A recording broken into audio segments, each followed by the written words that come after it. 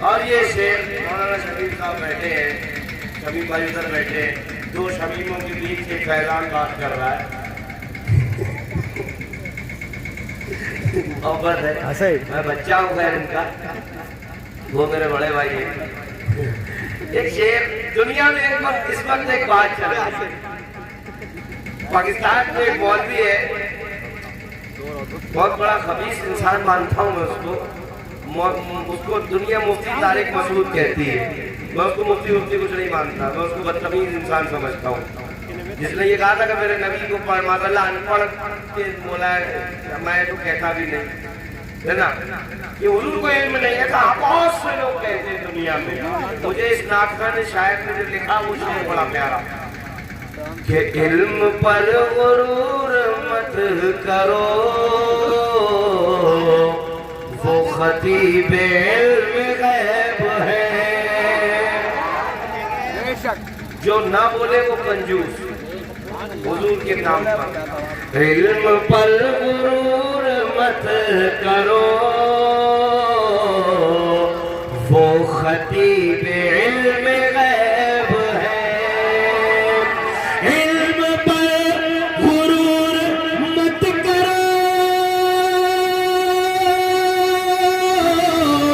अरे वो खतीबे इल्म गैब है। मेरे मुस्तफा के सामने कायनात बेजुबान है। मेरे नारे रिसालत, नारे गौसियत, जश्ने गौसुल बरा, सरज़मीने वज़ीरगढ़। मेरे मुस्तफा के सामने कायनात बेजुबान है। दुरूद पाक पढ़ो, मोहम्मद सैयदना व मौलाना मोहम्मद व बारिक वसल्लम सल्लल्लाहु अलैहि वसल्लम। बेगम शावारसी का शेर, बेगम यही तो 5 है, मकसूद कायनात खैरुन निसा हुसैन हसन मुस्तफा। हुजूर की बेटी सैयदा ताहिरा तैयबा आबिदा साजिदा फातिमा सलामुल्लाह अलैहा मौलाए कायनात, और उनकी तो वो अजीम आज़म इस्लाम के लिए तोहफे जिनको दुनिया हसनैन करीमैन हसन हुसैन के नाम से जानती है। बेगम यही तो 5 है, मकसूद कायनात खैरुन निसा हुसैन हसन मुस्तफा अली। और ये हकीकत है, ये हकीकत है, इस दुनिया में हुजूर जैसा और हुजूर के घर जैसा कोई नहीं है। ये हकीकत है। अल्लाह के रसूल ने पूछा था जिब्रील से, जिब्रील हम कैसे हैं? तुमने तो सब कुछ देखा है। और किससे पूछा? वो जिब्रील जिसने आदम की आदमियत देखी है, आदम को तौबा करते हुए देखा है, रोते हुए देखा है, नूह को कश्ती का मल्ला बने हुए देखा है, दाऊद को लोहा पिघलाते हुए देखा है, इब्राहिम को छुरी चलाते देखा है, इस्माइल को छुरी चलवाते देखा है, उसने यूसुफ को मिस्र के बाजार में देखा है, सुलेमान की बादशाहत देखी है, ज़करिया को देखा है, याह्या को देखा है, मरियम को बिनशौर के मां बनते देखा है, उसने यूसुफ जिसने देखा, जमीन को जिसने पलट के देखा, आसमान को जिसने देखा, वही जिब्रील कहते हैं कल्लबतु मशारिक़ल अर्दी व मगारिबहा, या रसूल अल्लाह मैंने मशरिक से लेके मगरिब तक देखा, जमीन से लेके आसमान तक देखा। आप जैसा प्यारा और आपके घर वालों जैसा मैंने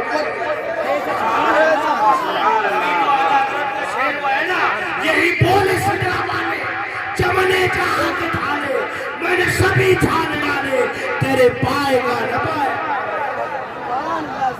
हुजूर से बड़ा कोई नहीं, हुजूर की औलाद से बड़ा कोई नहीं। हकीकत है, मोहब्बत करो आले रसूल से, मोहब्बत करो रसूल से, ये ईमान है। गौसे आज़म का सदका तुमने भी खाया, मैंने भी खाया, आज मैंने कहीं और आपने अफजल भाई ने खाया। लेकिन बात क्या है यार, गौसे आज़म का सदका वही खा सकता है जिसके दिल में अहले बैत की मोहब्बत होगी। शायद भाई जिसके दिल में अहले बैत की मोहब्बत होगी। हकीकत है अहले बैत की मोहब्बत ईमान है। मेरे रसूल ने आखिरी खुतबे में फरमाया था, मैं जा रहा हूँ तुम्हारे लिए दो चीजें छोड़ के जा रहा हूँ, कुरान, अहले बैत। अहले बैत से मुराद समझते हैं नबी के घर वाले। मोहब्बत करो। अगर आपको किसी इंसान से कोई काम निकालना हो, लोग क्या करते हैं, किसी डीएम एसपी कलेक्टर से कोई काम हो तो उसके छोटा बच्चा अगर आ जाए तो उसे मोहब्बत से तोहफे देते हैं। डीएम साहब के बच्चे को गोद में लेंगे, भले ही बच्चा गोद में 10 लाते मार दे, कपड़े खराब कर दे, लेकिन उसको गोद में क्यों? डीएम साहब राजी होकर साइन कर दे, फाइल आगे चली जाए। तो इसी तरह औलादे रसूल से मोहब्बत करो, गौसे आजम से मोहब्बत करो, गरीब नवाज से मोहब्बत करो, मौला अली की औलाद से मोहब्बत करो। क्यों? अगर ये खुश है तो तुमसे गुंबदे खज़रा वाला खुश है, और वो खुश है तो याद रखो, भरोसे महशर जब लिवाउल हम्द के साए के नीचे तुम होगे तो तुम्हारे नाम के आगे दोज़खी नहीं लिखा होगा, बल्कि तुम्हारे बाप के साथ तुम्हारा नाम पुकारा जाएगा और कहा जाएगा, पहनो जन्नत के लिबास और चलो जन्नत के अंदर। हकीकत है, अली की औलाद की मोहब्बत जिसके दिल में हो वो नेक भी होता है और हलाल भी होता है। ऐसे नहीं, मैं बता रहा हूँ आपको, मदीने में एक शख्स का बच्चा पैदा हुआ, 4-5 साल का वो बच्चा हो गया। मदीने में उस शख्स पे लोगों ने बोहतान लगाना शुरू कर दिए, तोहमतें लगाना शुरू कर दी। सुन, तेरा बच्चा तुझसे पैदा नहीं, तेरी बीवी ने तुझे धोखा दे दिया। तो बेचारा सदमे में आ गया। अब उस दौर में ना अल्ट्रासाउंड, न एक्सरे, न सोनोग्राफी, न मोनोग्राफी, न डीएनए, न आरएनए। वहां तो एक ही डॉक्टर था, एक ही सर्जन था जिसका नाम था मुस्तफा जाने रहमत। माजरा लेके हुजूर की बारगाह में पहुंचे, जुमला कह के गुजरूंगा, समझ में आए तो कंजूसी मत करना, सुभान अल्लाह बोलो। देखो, जो हुजूर के नाम पे सुभान अल्लाह ना बोले वो कंजूस है। क्यों? तुम्हें जिंदगियां हुजूर के सर पे मिली। आज मेरे सर पे, तुम्हारे सर पे ये टोपियां सलामत है ना, जमाना गिराने की कोशिशें कर रहा है, जमाना फैलाने की कोशिशें कर रहा है। कसम खुदा की, नबी की एक औलाद अजमेर में बैठ के हम गुलामों को पाल रही है। ये करम मुस्तफा का है, मुस्तफा के घर वालों का। क्या ना कोशिशें कर रहा है जमाना, लेकिन कसम खुदा की, हाँ, हजारों कोशिशें कर ली जमाने में गिराने की, मुझे गिरने नहीं देता भरम सहरा के बच्चों का। यह हकीकत है। नबी की औलाद से मोहब्बत करो, गिरने नहीं गिरे। मैं आप बुजुर्ग इमाम बैठे, मैं आपको एक बार बताऊं, बधाइयों, बड़े सरकार की दरगाह पे ऐसा कोई नहीं होगा जो जिंदगी में एक बार न गया है ना। मेरी तो, हमारी मेरी जो किस्मत है, मेरा घर ही वही है, तो अपनी किस्मत समझता हूँ। मेरा तो घर ही उनकी चौखटों पे है। लेकिन ऐसा यहाँ कोई नहीं होगा जो एक बार बड़े सरकार न गया। मेरी बात गलत तो नहीं? वो जो पुराना पुल है ना, वो शरीफ खान साहब बैठे या वहां बैठे, इन्हें पता होगा, मैं तो बहुत अच्छा हूँ। वो पुल की मिकदार आज से 50 साल पहले निकल चुकी है। अभी जब नया पुल बना तो जब इंजीनियर आए थे, मैं मौजूद था, हुजूर ताजदार अहले सुन्नत का हयात थे, मैं हजरत की खिदमत में बैठा था, तो इंजीनियर हजरत से मिलने आए और आके बोले कि हुजूर फला जहां से पोस्टिंग हुई थी या काम कर रहे हैं, आपका नाम सुना था, आपसे मुलाकात के लिए आ गए। हजरत ने बिठाला, मोहब्बत से नवाजा, तो कुछ नाश्ता वगैरह हजरत के साथ कर रहे थे। तो कहा, हजरत औलिया अल्लाह को जो इंजीनियर, उसमें जो पूरी टीम थी उसमें इंजीनियर मुसलमान था और सुन्नी था, तो वो हजरत से मिलने आया, अकीदत थी उसे। तो वो कहने लगा कि हुजूर ये औलिया अल्लाह के कदम की बरकत है, वरना ये पुल में ऐसा मटेरियल लगा है कि 80 साल न चले, और लगभग 150 साल पुराना पुल हो चुका है। मैं आप तो ज्यादा जानते हैं, मिकदार निकले उसे 50 साल हो गई लगभग। मेरे जहन में, मैं ऐसा नहीं हाजर थे, मेरे जुमला कहा ये कयामत तक न गिरे, ये सुल्तानुल आरिफीन के कदमों की बरकत है। और हकीकत है, कोई नया वाला तो गिर सकता है अगर आए, लेकिन वो न गिरेगा। क्यों? और गिरेगा कोई नहीं जो ज़हरा के बच्चों के कदमों में रहता है वो न लड़खड़ाता है न गिरता है। मेरे ज़हन ने जवाब दिया कि यार कि जब सैयदा ज़हरा मौला अली के बेटे के कदमों में एक आम पुल से सुल्तानुल आरफीन बदायूं वालों को नहीं गिरने देता, तो कदमों से नशर अली का बेटा पुल से अपने नानक नबी की आन से नबी से मोहब्बत करो, पुल सिरात से बचाते ले जाएंगे, मीज़ान पे बचा लेंगे, कौसर पिला देंगे, दामन के नीचे छुपा के जन्नत में जगा देगा। याद रखो हकीकत है, जो नबी से मोहब्बत करे, नबी की आन से मोहब्बत करे, वो आदमी भी सच्चा है और नेक है। हकीकत है मौला अली का कौल, मेरे नबी का कौल है, अली उससे दूर मुनाफिक भागेगा। अली और अली की औलाद से दूर मुनाफिक भागता है, मुमिन नहीं भागता। तो अली की औलाद वो सियासत भी है ना। मैं मुंबई में था, एक पत्रिका मुलाकात हुई, बोला हजरत क्या गौसे आजम का मुरीद जन्नती है? ऐसा सुन्नी कहते हैं। मैंने 100% शेख अब्दुल कादिर जीलानी का मुरीद जन्नती है। कहा कैसे? मैंने बस मुरीद हो, बस मुरीद वाला मुरीद नहीं, हाँ मुरीद बस वाला ये नहीं कि हजरत का हाथ पकड़ा, कलमा पड़ा तो उसका दबा के दोना। मुरीद वो होता है जो पीर के नक्शे कदम पे अपने आप को बेशक गौसे आज़म ने इबादतें जैसी की है, अगर मुरीद करने लगे तो 100% जन्नती है। बहरहाल में कहाँ बात कर रहा था, अली की औलाद से मोहब्बत करो। तो गौसे आज़म का लंगर किसी बदअकीदा के नसीब में इसीलिए नहीं है क्योंकि अली और अली की औलाद के पास मुनाफिक नहीं आता, मोमिन आता है, और मोमिन वही है जो अली और अली की औलाद से मोहब्बत करे। मदीने में जहाँ था मैं, मदीने में उस शख्स के बच्चा पैदा हुआ 3-4 साल 5 साल का हो गया। ये बच्चा तुम्हारी बेगम ने तुम्हारे साथ धोखा किया, ये तुम्हारे नफरत से पैदा नहीं है। दिल पकड़ के रह गया, हुजूर के पास पहुंचा, मुकदमा लेके हुजूर के पास पहुंचा और हुजूर के पास पहुंचा तो बात बोलने ही जा रहा था अपनी जबान से। इतने में इमाम हुसैन, अच्छा इमाम हुसैन आए, वही होता है ना, अगर पीर मौजूद हो, पीर का शहजादा आ जाए तो मुरीद खड़े हो जाते हैं कि हजरत की औलाद है। तो जब सहाबा मौजूद हुआ करते थे और इमाम हुसैन आ जाते थे तो सहाबा इमाम हुसैन के अदब में खड़े होते कि हुजूर के लहते सैयदा के बेटे हैं, मौला अली की औलाद। खड़े वो बोलने ही जा रहा था, इतना कि सैयद मौला इमाम हुसैन आ गए, सब खड़े हो गए।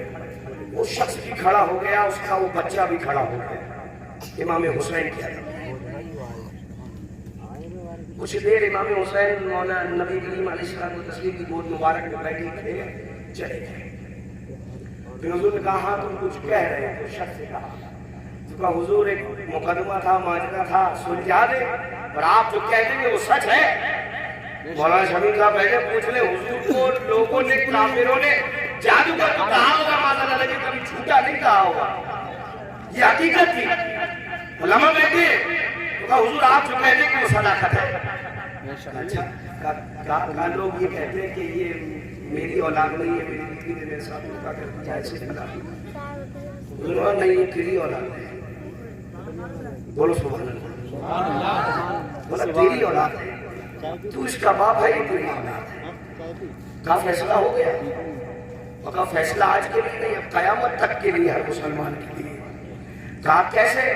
कहा ये तेरा ही बच्चा है, तेरी ही औलाद, जो बोल रहे हैं वो झूठ बोल रहे हैं। कहा कैसे? कहा अभी कौन आया था? कहा हुसैन। कहा कौन है? कहा आपका नवासा। बेटा किसका है? अली का। उसकी रगों में दूध किसका है? फातिमा का। कहा कौन है वो? कहा आप ही ने कहा है जन्नती नौजवानों का सरदार है, अली की औलाद है, फातिमा का लफ्ज़ जिगर है, आपके दिल का चैन है, हुसैन है। कहा सुन ले, जो मेरे हुसैन के या उसकी औलाद के अदब में खड़ा हो जाए की असल औलाद होता है। अब फैसला हो गया। अब जिसने हुसैन का अदब करा उसका दूध भी पाक है, उसका खून भी पाक है। तो गौसे आजम की 11वीं बनाने वालों सुन लो, तुम गुनाहगार तो हो सकते हो, खताएं तुमसे हो सकती हैं, लेकिन तुम सच्चे हो और एक हो और नेक हो। क्यों? अली की औलाद की मोहब्बत किसी गलत इंसान के दिल में आती नहीं। हकीकत है यार, हकीकत है। अली की औलाद की मोहब्बत किसी गुनाहगार, किसी ऐसे वैसे के दिल में नहीं आती। जिसका बाप भी नेक हो, जिसकी माँ भी नेक हो, उसी के दिल में अली की औलाद की मोहब्बत मोहब्बत हर किसी को नहीं मिलती। जमीन देवबंदी भाभी मारा मारा फिरता है। हाँ हकीकत है। मुझे बहुत सख्त नफरत है इस बात से कि सब चीज 11वीं बताइए जाओ लंगर खाने में हर एक तरफ एक ही सदा गूंजती है, जिसे लंगर का तेरे एक दाना मैसर हो उसे बरकत हो लाखों शेर या महबूब सुभानी। हाँ हकीकत है। गौसे आजम किसी आम जात का नाम नहीं है, अली की औलाद है, मुस्तफा का खून है उनकी रगों में। याद रखो उलमा बैठे हैं, कादरियों फख्र करो तुम इस बात पर। पूछो मौलाना साहब, हाफिज साहब से, कारी साहब से पूछो, देवबंदी हो, वहाबी हो या किसी भी अकीदे का हो, गौसे आजम का अदब और एहतराम हर कोई करता है। वो बात अलग है कि 11वीं का मुनकिर है या किसी चीज का मुनकिर है, लेकिन गौसे आजम का अदब और एहतराम क्यों? तुम्हारा पीर जो है उसका नाम अब्दुल कादिर जीलानी है और उनकी शान का आलम ये है कि कसम खुदा की अगर आजिज़ी देखो तो इतनी कि जंगलों में रह रह के अल्लाह को राजी करा। और सखावत की बात आए तो चोर दामन पकड़े उसे वली बना के छोड़ते फख्र का। लेकिन अब तुम भी समझो और मानो मेरे भाई, मेरी बात खत्म हुई है, 5 मिनट और सुन लो यार। बेशक तुम भी मानो और इस बात को समझो। आज ये 2 किताबें पढ़ के कोई बदअकीदा ये कहता है कि कमी हमारी है, हम 11वीं तो करते हैं लेकिन नमाज नहीं पढ़ते। हाँ गौस आज एक नारा तो लगना बहुत कम हो गया। पहले बचपन में हम सुनते थे, जो मुआज साहब जवान होंगे माशाल्लाह, आप भी जवान है, जब हम सुनते थे कि गौस का दामन नहीं छोड़ेंगे। अब तो वो कम हो गया नारा लगना। मेरे भाई पकड़ा कब था? छोड़ोगे नहीं। गौस का दामन पकड़ना है तो मस्जिद की दीवी पकड़ना पड़ेगी पहले। गौस का दामन पकड़ना है तो फजर के वक्त बिस्तर छोड़ना पड़ेगा। गौस का दामन पकड़ना है तो सुहर के लिए मस्जिद में आना पड़ेगा। गौस का दामन पकड़ना है तो रमजान के रोजे रखना पड़ेंगे। गौस का दामन पकड़ना है तो माल है तो ज़कात देना पड़ेगी। गौस का दामन पकड़ना है तो सूद और ब्याज से किनारा करना पड़ेगा। गौस का दामन पकड़ना है तो शराब और जुए से तौबा करना पड़ेगी। गौस का दामन पकड़ना है तो माँ के कदमों को चूमना होगा, बाप के हाथों को चूमना होगा। गौस का दामन ऐसे नहीं आएगा कि बाप को बुरा कहा, माँ को बुरा कहा, भाइयों में नाइतफाकी कर दी, हाँ लड़ाइयाँ कर ली, घरों में बंटवारे कर लिए, हाँ बस शराब पी ली, 11वीं आई यहाँ से आप कैसे समझा रहे हो? होता है यार। बदायूं में उठाने की बात है, शख्स था अपनी बीवी का सोने का गहना गिरवी रख के उस पर प्रयास कर रहा। बताओ कहां से कबूल है? क्यों कर रहा था? पिछली साल करी थी, हर साल करता था। लोग कहेंगे आपने 11वीं नहीं करी तो बीवी का गहना गिरवी रख के उसका ब्याज भी देगा। और फायदा किसकी कर रहा है? अब्दुल कादिर जीलानी की, कि जिसका हाल अब ये है कि अगर समुद्र के किनारे खड़े हो जाए तो मछलियां अदब से खड़ी हो जाए। वो शेख अब्दुल कादिर जीलानी। देखो याद रखो, जिसका पीर अच्छा होगा उसका मुरीद भी अच्छा होगा। तुम्हारा पीर तो ऐसा है यार पसंद खुदा की कि जब बात आएगी तो भरोसे महशर वो शायर है ना कि निदा देगा मुनादी हश्र में यूं कादरियों को, कहाँ है कादरी कर ले नजारा गौसे आजम का। तो तुम्हारे को बिहम्दिल्लाह तुम तो शुक्र करो, तुम्हें उस पीर का दामन मिला है कि गौसे आजम ने फरमाया मेरा मुरीद अगर मेरे कहे हुए अमल पे काम पर अमल करे तो जन्नती हो जाएगा। बेशक सुभान अल्लाह। तो कादरियों, नाम के आगे कादरी लगाने वालों, सुन्नी मुसलमान भाइयों, 11वीं खूब करो, और 11वीं के महीने में नहीं, हर महीने में करो, लेकिन नमाज पढ़ो। आपकी मस्जिद खाली तो काहे कि हम कादरी हैं। मेरे गौस पता है, आखिरी बात के पास एक शख्स आया, 40 दिन रहा मेरे गौस, मेरे शेख अब्दुल कादिर जिलानी, मेरे मरकज़ अक़ीदत, मेरे सरकार गौस आज़म के पास 40 दिन रहा। चला चला तो हुजूर गौस आज़म ने पूछा कि भाई कहाँ चले, कहाँ आए? तो हुजूर आपकी करामत देखी। तो कहा कोई करामत नहीं देखी तुमने हमारे? कहा नहीं, मैंने नहीं देखी। तो कहा कितने दिन हमारे पास रहेगा? 40 दिन हमारी कोई करामत नहीं। कहा नहीं। कहा तूने कोई करामत नहीं देखा? नहीं। कहा 40 दिन में नहीं दे पाएगा? नहीं। कहा ये बता तूने 40 दिन मुझे नमाज छोड़ के देखा? कहा नहीं। कहा मुझे किसी की बुराई करके सुना? तो कहा इससे बड़ी और कहा कहा मुझे गलत निगाह उठा के देखा? कहा नहीं। कहा मेरे मुरीद इससे बड़ी करामत और क्या चाहता है? सुन लो, गौसे आज़म का मुरीद अगर सच्चा होगा, न उसके पास से झूठ गुजरेगा, न गलत बात गुजरेगी। हाँ, हकीकत है।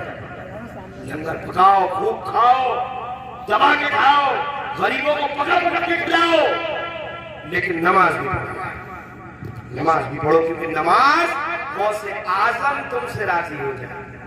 जैसा कि मौलाना से फरमा रहे थे ना कि छठी में जाता है आदमी, सब कुछ जाता है। एक बात बताओ, वो कव्वाली का या किसी नात का शेर होगा, मुझे तो नहीं पता, कि इरादे रोज बनते हैं मगर टूट जाते हैं। वही अजमेर जाते हैं जिन्हें ख्वाजा बुलाते हैं। बोलो सुभान अल्लाह। इतना प्यारा शेर समझ में आया। अजमेर अभी यहाँ से कोई जाए, हाफिज इरशाद साहब मस्जिद के गेट पे खड़े होकर पूछे हजरत कहाँ चले? तो कहा अरे ख्वाजा साहब का हुक्म हो गया, अजमेर चल रहे हैं। उसी वक्त मुअज्जिन कहे हय्या अला सलाह, चल रहे अजमेर जा। याद रखो, ये कबाब में हड्डी बन जाएगा मसला। हाँ, मुअज्जिन तुम्हें यहाँ से पुकारे हय्या अला सलाह, तुम्हें वो सुनाई न दिया, 600 किलोमीटर से ख्वाजा की सदा सुनाई दी। जब मोइनुद्दीन अजमेरी, मेरा गरीब नवाज, जब हिंदुस्तान में आया था, पृथ्वीराज चौहान ने बड़ा परेशान किया था सरकार गरीब नवाज को, लेकिन सरकार गरीब नवाज कोई अपने साथ बॉडीगार्ड की फौज लेके नहीं आए थे, कोई लॉन्चर नहीं थे, कोई टैंकर नहीं थे, कोई अलमारू परमाणु नहीं थे। गौसे आज़म के पास सिर्फ एक हथियार था जिसका नाम था नमाज। एक नुस्खा था जिसका नाम था कुरान। और देख लो, उस नमाज और कुरान के सहारे आज ये है कि पूरे हिंदुस्तान में हुकूमत मेरे गरीब नवाज की। उसके बिठाए हुए ऊंट दौर में न उठे और उनके बिठाए हुए मुसलमान दौर में न उठ रहे। यह हकीकत है यार। गरीब नवाज की बारगाह में देखो, गैर मुस्लिम भाई भी आता है, सब आते हैं, मानते हैं कि ये हिंदुस्तान के राजा है। किस बुनियाद पे? गरीब नवाज का एक ही हथियार था, क्या? नमाज, कुरान, दीन, सच और हक। बस ये अपने अंदर ले आओ। गरीब नवाज तुमसे राजी, गौसे आज़म तुमसे राजी, और ये लोग राजी तो रसूलुल्लाह तुमको राजी। भाई जब औलाद राजी हो गई तो बाप राजी हो गया। हाँ, हुजूर से मोहब्बत करो, गौसे आज़म से मोहब्बत करो, और इन सब की मोहब्बत नमाज से। क्यों? नमाज जब आप दिल से पढ़ेंगे, जब आप नमाज दिल से पढ़ेंगे तो खौफ खुदा है। और खौफ खुदा क्या है? खौफ खुदा दिल की सफाई का नाम है। जब खौफ खुदा आएगा दिल साफ हो जाएगा। और जब दिल साफ, आप एक बात बताइए, अभी आप मुझे इस घर में ले जाओ और आपके घर में यहाँ बकरी की लीद हो, वहाँ मुर्गी की लीद हो, वहाँ भैंसिया का गोबर, मैं आपके घर में नहीं बैठूंगा। मैं कहूँगा यार मैं इसलिए नहीं बैठूंगा कि आप कहूँगा यार मुझे नमाज पढ़ानी है, मेरे कपड़े खराब हो गए, मुझे नहाना पड़ेगा, सर्दी का मौसम, मेरा दिल गवारा नहीं करेगा। ऐसी अगर आपके दिल में कुफर है, जलन है, हसद है, कीना है, गीबत है, चुगली है, झूठ है, गुनाह है, उस दिन में हुजूर कैसे है? गौसे आजम कैसे आए? तो जब खौफे खुदा आएगा, खौफे खुदा मस्जिदों से आएगा, नमाज पढ़ने से आएगा। तो जब खौफे खुदा से ना इन सब पे खौफे खुदा की झाड़ू जब लगेगी, दिल साफ होगा। फिर कहना ये दिल, ये जिगर, ये सर है, ये आंखें, जहां चाहो रखो कदम गौसे आजम। फिर हुजूर आएंगे उस साफ दिल में, आए है गौसे आजम भी आएंगे, गरीब नवाज भी आएंगे। और जब दिल में आते हैं तो याद रखना, निगाहें झुकी रहेंगी। याद रखो, अगर तुम नेक बन गए और दिल साफ हो गया, कसम खुदा की मिट्टी उठा के भी दे दोगे तो शिफा दे देगी। पानी में दम करके भी दे दोगे। मुंबई में मौलाना शमीम साहब जाते, इन्होंने देखा होगा मस्जिदों में, पता है क्या होता है मस्जिदों में? शमीम भाई भी गए मुंबई, अभी मैंने तस्वीरें देखी माशाल्लाह आदि अली दरगाह की। मुंबई गए, मस्जिदों में जब नमाज होती है ना, मैंने हजरत गैर मुस्लिम औरतों को देखा, बच्चियों को गोद में, बच्चा बीमार हो ना, गोद में, और इमाम के इंतजार में नहीं, नमाजियों के इंतजार में। मैं पहली बार जब मुंबई गया, गालिबन अब तो मैं आना जाना रहता है मुंबई, लेकिन जब पहली बार गया तो मैं तरह में समझा ये अल्लाह माफ करे, कह रहे थे पैसे मांगने के लिए खड़े। मैं निकाल एक शख्स को खबर नहीं, हजरत ये क्यों खड़े? आपको पता है साड़ी पहने वो औरत, चेहरे से मालूम पड़ गया गैर मुस्लिम है, बच्चा गोद में। बोले हजरत इसके बच्चे को कैंसर हो गया है, डॉक्टरों ने इलाज कर दिया है। ये सिर्फ इस तमन्ना में और इसकी उम्मीद ये है कि नमाजी पढ़ पढ़ के आए, मेरे बच्चे पे दम कर देंगे, मेरा बच्चा ठीक हो जाए। आप सोचो, जिसने मुस्तफा का कलमा न पढ़ा, जिसको शरीयत की शीन न पता, जिसको इस्लाम तालीम से वाकिफ नहीं, उसकी उम्मीद ये है कि मस्जिदों से लोग बरकतें लेके निकलते हैं। और आज हम मस्जिदों को नहीं पहचान पा रहे। हाँ,